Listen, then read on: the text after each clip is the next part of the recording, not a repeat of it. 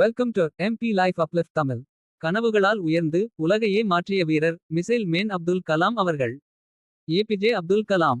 அவர் ராமேஸ்வரத்தில் ஒரு மீனவ குடும்பத்தில் பிறந்தவர். அவர் தந்தை ஒரு படகு ஓட்டுபவர். ஆனால் அவர் மனதில் ஒரு பெரிய கனவு. ஒரு நாள் நான் வானத்தில் பறக்கும் இயந்திரங்களை உருவாக்க வேண்டும் என்று. பொருளாதார பிரச்சனைகள் இருந்ததால் சிறு வயதில் பத்திரிகை விற்றார். சிறு சிறு வேலைகள் செய்து கல்வி கற்கத் தொடங்கினார். ஆனால் மனதில் பட்டது விண்வெளி விஞ்ஞானம். அவர் சொன்னார், கனவுகள் என்பது நம்மை தூங்க வைப்பதற்கு அல்ல. அவை நம்மை விழிக்க வைத்தே தீரும். இந்த இந்திய மண் அவரை விஞ்ஞானியாக மாற்றியது. SLV-3 ராக்கெட்டின் வெற்றி பிருத்வி மற்றும் அக்னி ஏவுகணைகள். அது அவரை மிசைல் மேன் ஆக ஆக்கியது. அவர் மக்கள் மனதில் புதிய நம்பிக்கையின் பூங்காற்று. ஒரு விஞ்ஞானி ஜனாதிபதி ஆனது. அவரது வார்த்தைகள் பள்ளிக்கூட மாணவனிடம் இருந்தே முதியவர்களிடம் வரை மின்னல் போல பரவியது. அவரது வாழ்க்கையே ஒரு பாடமாக இருந்தது.